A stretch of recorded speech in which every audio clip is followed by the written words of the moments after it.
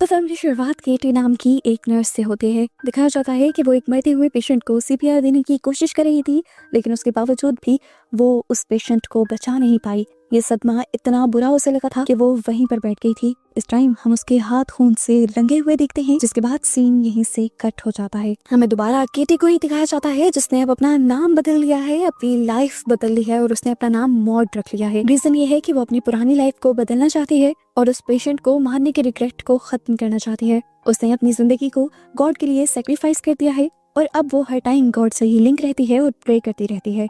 केटी अब क्योंकि नर्स थी, हमें दिखाया जाता है कि उसका प्रोफेशन अभी भी नहीं बदला, अभी भी वो एक नर्स ही है। लेकिन पहले वो हॉस्पिटल्स में काम करती थी, पर अब उसने प्राइवेट नर्सिंग स्टार्ट कर दी है। वो एक कंपनी के थ्रू उन लोगों तक जाती है जो बहुत ही ज्यादा बीमार हैं और मरने की स्टेज पर हैं।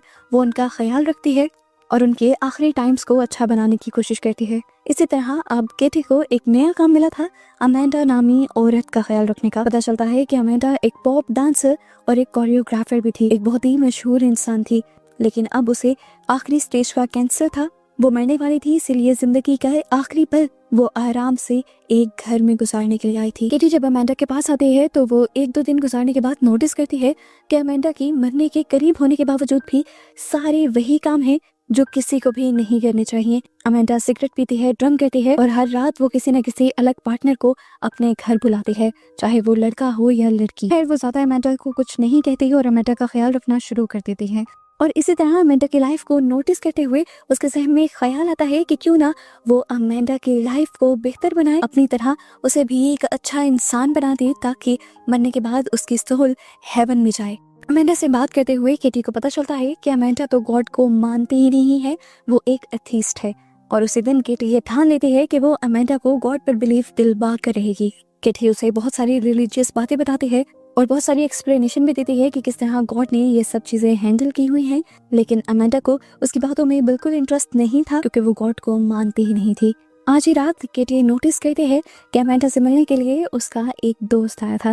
ये दोस्त काफी मर्तबा उसके घर आया जाया करता था, इसीलिए अब केटी की भी उससे अच्छी जान पहचान हो गई थी। जब तक वो दोस्त इनके घर रहा करता था, केटी को बाहर जाने का मौका मिल जाया करता था। केटी डिनर करती है, शहर में वॉक वगैरह करती है और इसी दौरान दोबारा से उसे कॉल आ जाती है अमेंडा की। घर आने पर अमेंडा का मूड काफी ज्यादा खराब होता है और वो केटी को बताती है कि अब ये आदमी पहले जैसा नहीं रहा। पहले वो मुझे पाने के लिए एफर्ट्स किया करता था और अब क्योंकि मैं उससे मिल गई हूँ, इसलिए वो मेरी कदर नहीं करता। यहाँ पर अमेंडा केटी से एक बहुत ही अजीब सवाल पूछती है कि क्या तुम्हारा कोई पार्टनर है? तो केटी इसके जवाब में एक बहुत ही अजीब बात बताती है कि उसे कभी पार्टनर की जरूरत ही नहीं पड़ी। वो बताती है कि उसने सब कुछ गॉड को मान लिया है और वो जितने भी काम करती है वो ऐसे ही करती है जैसे गॉड उसे देख रहे हैं, जज कर रहे हैं, और वो हर काम सिर्फ गॉड के लिए करती है। उसने अपने आप को गॉड से इतना रिलेट कर लिया है कि कभी कभार गॉड उसे उसकी बॉडी के अंदर भी फील होते हैं, और जब ऐसा होता है तो उसकी बॉडी में एक बहुत बुरा झटका लगता है और वो फीलिंग काफी टाइम तक उसके साथ रहती है। अमेंडा अजीब सी नजरों से उसे देख रही थी। ये सारी बातें कोई नॉर्मल इंसान तो नहीं कर सकता था। इसी दौरान वहाँ की लाइट्स फ्लिकर करने लग जाती हैं और इन्हें देखकर दोबारा से केटी खुश हो जाती है। उसे लगता है कि ये भी गॉड का एक सिग्नल है, उसे ये बताने के लिए कि केटी जो कुछ कर रही है उससे गॉड खुश है। केटी अमेंडा को कहते हैं क्योंकि मैं तुम्हारी लाइफ को बेहतर बना रही हूँ, तुम्हें गॉड की तरफ लेकर जा रही हूँ, गॉड को मेरी ये बात ज्यादा पसंद आ रही है। अब वो अमेंडा से कहती है कि आप भी मेरे साथ प्रे करें, हो सकता है कि आपको भी गॉड वाली वो फीलिंग फील हो पाए। ना चाहते हुए भी अमेंडा केटी की बात मान जाती है और ये लोग एक अजीब से योगा वाले तरीके से प्रेयर करते हैं। और इस टाइम अमेंडा केटी को बताती है कि हाँ, तुम सच कह रही थी, मैंने भी गॉड को अपनी बॉडी के अंदर फील किया। और ये देखते हुए केटी को अब लगने लगा था कि उसका मिशन कामयाब हो रहा है। केटी का हौसला और भी ज्यादा बढ़ जाता है और अब वो तकरीबन अमेंडा की लाइफ को कंट्रोल कर लेती है। वो उसे सिगरेट्स पे कम देती है, उसकी सारी अल्कोहल की बोतल्स खाली कर देती है और उसे हेल्दी फूड खिलाना शुरू कर देती है। उसके मुताबिक तो अमेंडा की लाइफ अब अच्छी हो गई थी, लेकिन इस सब के बावजूद भी उसके मुताबिक अमेंडा की लाइफ में एक मसला रह गया था, उसकी दोस्त कैरल, जो उसके साथ आकर सोया करती थी। जब ये दोनों रूम में होते हैं तो केटी इन दोनों के ऊपर नजर भी रखती है और इस सारी चीज को वो बहुत ही बुरा मानती है। इसलिए अब वो उस लड़की के ऊपर भी भड़क जाती है और कहती है कि तुम जब यहाँ आती हो तो अमेंडा को गलत रास्ते पर ले जाती हो, तुम्हें यहाँ नहीं आना चाहिए और अमेंडा की नई और बेहतर होती लाइफ को खराब नहीं करना चाहिए।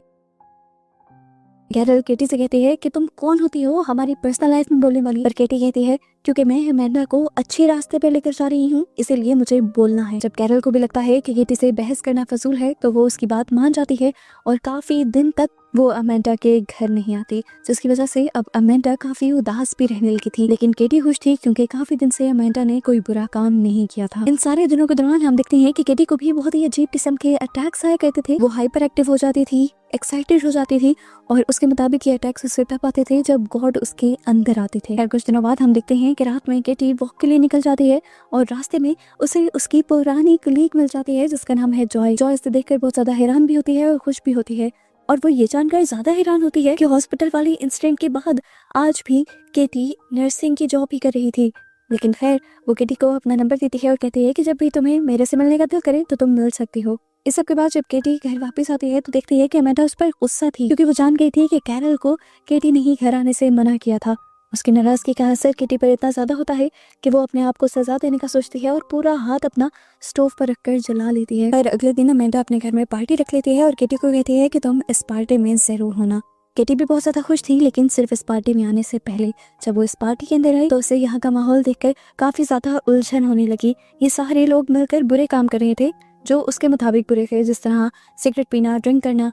उसे किसी से भी मतलब नहीं था, उसे मतलब था तो सिर्फ अमेंडा से, क्योंकि उसको ठीक करने की उसने रिस्पॉन्सिबिलिटी दी थी। वो चाहती थी कि इस टाइम भी अमेंडा ड्रिंक ना करे, सिगरेट ना पिए, पर यहाँ अमेंडा उसी का मजाक उड़ाना शुरू कर देती है। वो अपने आए हुए सभी मेहमानों को कहती है, ये देखिए मिलिए केटी से, ये एक सेंट है और इनको लगता है कि ये मेरी सोल सेवियर हैं, ये मेरी सोल को बचा लेंगी, उसे हेवन में ले जाएंगी। और पता चलता है कि केटी ने पिछली रात अमेंडा को एक बुक गिफ्ट की थी जो गॉड से रिलेटेड थी और उसके ऊपर उसने अपने नाम के सिग्नेचर किए हुए थे और साथ लिखा हुआ था सोल सेवियर। ये सुनकर सभी उसका मजाक उड़ाने लग जाते हैं, यहाँ तक कि कुछ लोग तो खड़े होकर उसे सेंट की तरह तैयार भी करने लग जाते हैं। इन सारी चीजों से केटी बहुत ज्यादा डिस्टर्ब हो जाती है और इस तरह अपना मजाक बनाने की वजह से वो अमेंडा को थप्पड़ भी मार देती है और उसके इस बड़े कदम की वजह से वो ना सिर्फ अपना क्लाइंट खो देती है बल्कि अपनी जॉब भी खो देती है। जिस प्राइवेट कंपनी के साथ वो जॉब कर रही थी उसे उस कंपनी से भी निकाल दिया जाता है। सीन का ठोकर हमें कुछ दिन बाद का सीन दिखाया जाता है और हम केटी को उसके घर पर दिखते हैं। वो पहले से भी ज्यादा डिप्रेस है और इस टाइम हम फील कर पाते हैं कि उसके हाथ में भी बहुत ज्यादा दर्द है क्योंकि जिस हाथ को उसने खुद जलाया था उसमें अब इन्फेक्शन हो चुकी थी। वो वॉशरूम में जाती है तो हम उसके पेट पर बहुत सारे अजीबोगरीब चोट के और कट्स के निशान देख पाते हैं। उसे लगने लगा था कि क्योंकि उसने गॉड का मिशन फेल कर दिया, वो अपना मिशन पूरा नहीं कर पाई अमेंडा को गॉड तक लाने का, तो गॉड उससे नाराज हो गए हैं। गॉड ने उसका साथ छोड़ दिया है और इसी गुस्से में अब वो सारे बुरे काम करने लग जाती है जिसे उसने छोड़ भी दिया था। वो बाहर जाती है, सिगरेट पीती है, बार में जाकर ड्रिंक करती है और फिर वहीं एक दो आदमियों के क्लोज भी आ जाती है, जिसके बाद वो एक और लड़के को लेकर उसी के घर चली जाती है। लेकिन जब वो इस लड़के के करीब थी तो उसे ऐसा फील हुआ कि उसे नहीं करना चाहिए था। गॉड उससे नाराज थे ऐसे काम कर तो गॉड उससे और भी ज्यादा नाराज हो जाएंगे। अभी वो ये सब सोच ही रही थी और गॉड के बारे में बात कर ही रही थी कि उस आदमी ने उसे कहा, अरे मैं जानता हूँ तुम कौन हो, ना अरसा नहीं हुआ उन बातों को जब तुम मेरे दोस्त के साथ थी। ये आदमी उसे उसकी पुरानी लाइफ याद दिलवा रहा था। उसकी इस तरह की बातें सुनकर केटी और भी ज्यादा डिस्टर्ब हो जाती है और यहाँ से निकल जाती है और केटी को ये फील होता है कि इसमें गलती उस आदमी की नहीं बल्कि केटी की खुद है, क्योंकि केटी खुद यहाँ पर आई थी। वो अब यहाँ से उठती है और अपने घर आ जाती है, रो रो कर गॉड से माफिया मांगने लग जाती है और गॉड से पूछती है कि प्लीज अगर आप मेरे पास हैं, अगर आप मेरे साथ हैं तो मुझे कोई इशारा दे, क्या आपने मुझे छोड़ा तो नहीं। इस टाइम हम देखते हैं कि केटी का अपार्टमेंट बहुत ही ज्यादा गंदा था, बिखरा हुआ था, जैसे किसी भी डिस्टर्ब और डिप्रेस्ड इंसान का होता है। अचानक से किटी हवा में उड़ने लग जाती है और इस सीन को देखकर ऐसा महसूस होता है कि जैसे किटी के साथ कोई एंटिटी हो, कोई इवल एंटिटी जो उसे बार बार अपने साथ होने का महसूस करवा रही थी और किटी उस सब को गॉड समझ रही थी। अपने इस तरह उड़ने की वजह से किटी को दोबारा लगता है कि गॉड उसके साथ हैं और अब वो अपने आप को ही सजा देकर गॉड के और करीब जाने का फैसला कर लेती है। वो अपने जूतों में कीले लगा लेती है और उन्हें पहनकर चलना शुरू कर देती है, जिससे उसे बहुत ज्यादा दर्द हो रहा था। वो अपने आप को सजा इसलिए दे रही थी ताकि गॉड उसे माफ कर दे उसका दर्द देखकर।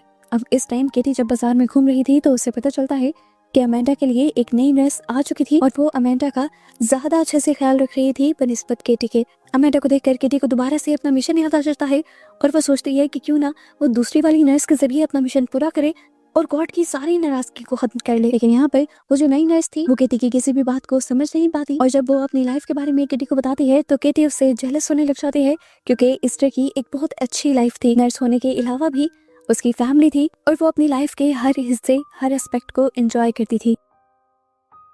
किटी अब घर आ जाती है और उसी राहत किटी को एक भयानक आवाज सुनाई देती है। वो आवाज थी कि ये आखिरी इम्तिहान पूरा कर लो, जिसके बाद मैं और तुम एक हो जाएंगे। वो इस आवाज को गॉड की आवाज मानती है और वो गॉड का ये आखिरी टास्क पूरा करने के लिए भी मान जाती है।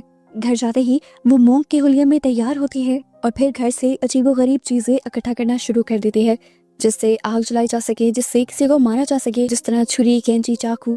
अभी वो ये सब कर ही रही थी कि अचानक उसके दरवाजे पर नॉक हो जाता है। हम देखते हैं कि यहाँ पर उसकी दोस्त जॉय आई थी, जो उसे बताती है कि कुछ दिन पहले तुमने जब मुझे कॉल किया तो मैं बहुत ज्यादा बिजी थी, एक बहुत बड़ी परेशानी में थी, इसलिए मैं तुम्हें रिप्लाई नहीं कर पाई और आज मैं तुमसे मिलने के लिए आई हूँ। मुझे फिक्र है कि पता नहीं तुम ठीक हो कि नहीं। और यहाँ किटी एक बहुत ही अजीब अंदाज में उससे कहती है कि अब तुम्हें मेरी फिक्र करने की जरूरत नहीं, अब तुम क्या पूरी दुनिया देखेगी कि मैं बिल्कुल ठीक हो चुकी हूँ। इस सारी बातों के दौरान हम देखते हैं कि केटी उस लड़की की तरफ नहीं देख रही थी, बल्कि आसमान की तरफ देख रही थी, जहाँ पर उसे बाइबल के वर्स नजर आ रहे थे।